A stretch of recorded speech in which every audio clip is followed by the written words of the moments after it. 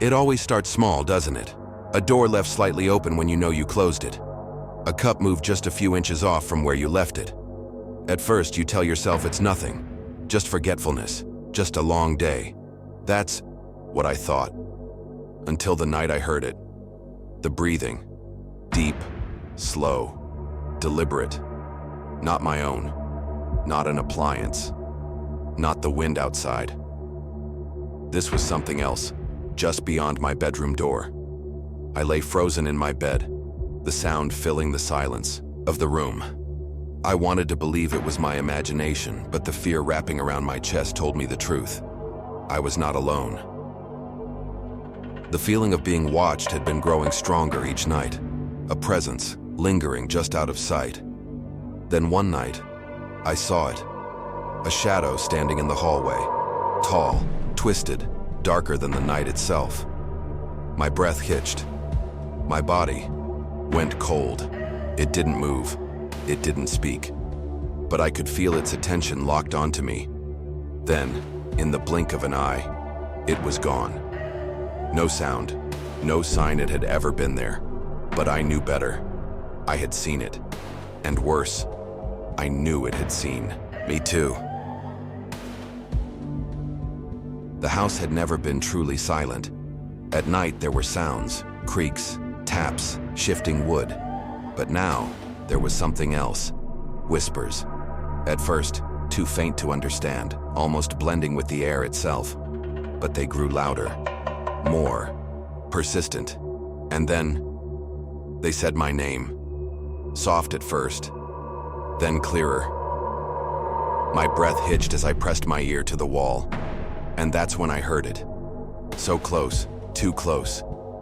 Come closer. My blood ran cold. It had been waiting for me to listen. Pain woke me, a burning, stinging sensation along my arm. I sat up, heart pounding, and turned on the light. My skin, torn open.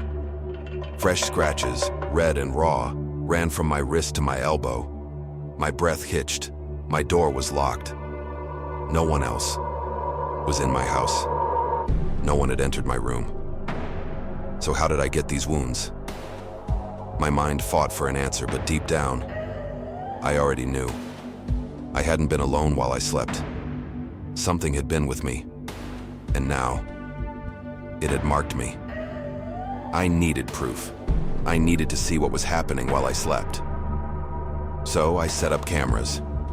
That night, I left my house, dreading what I might find. The footage was worse than I imagined. 3:13 a.m. My bedroom door creaked open, slowly, on its own. Then, it appeared. A figure, tall, jagged, unnatural. It stood in the doorway, silent, motionless, watching my empty bed, not moving, not leaving, just waiting. For an hour. My stomach twisted. It had been watching me every night, and now, I had proof, but what was I supposed to do with it? I called a priest.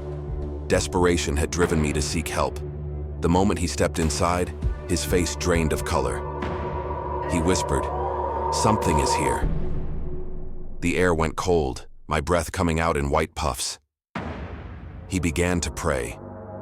And that's when it happened. The walls shook.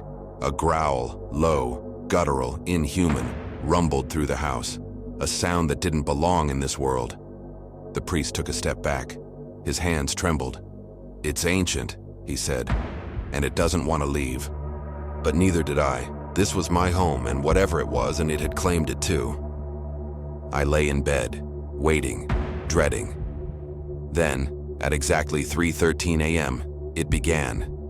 The bed trembled, shaking violently. My blanket ripped away as if unseen hands had seized it.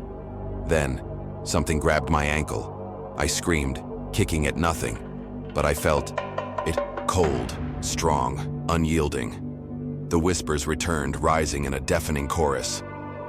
"Mine!" they chanted.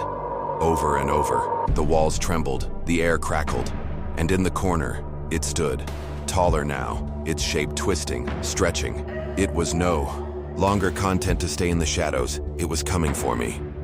I couldn't take it anymore. This thing had invaded my home, my mind, my life. I had to fight back. I grabbed a Bible, salt, anything I thought could help. I screamed prayers into the dark.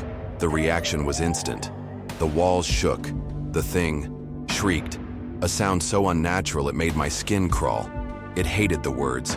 It recoiled, but it wasn't gone. A force slammed into me, knocking me to the floor, breathless. And then, it leaned in. A presence so close, I could feel the cold seep into my bones. A voice whispered, right into my ear, "You can't escape me."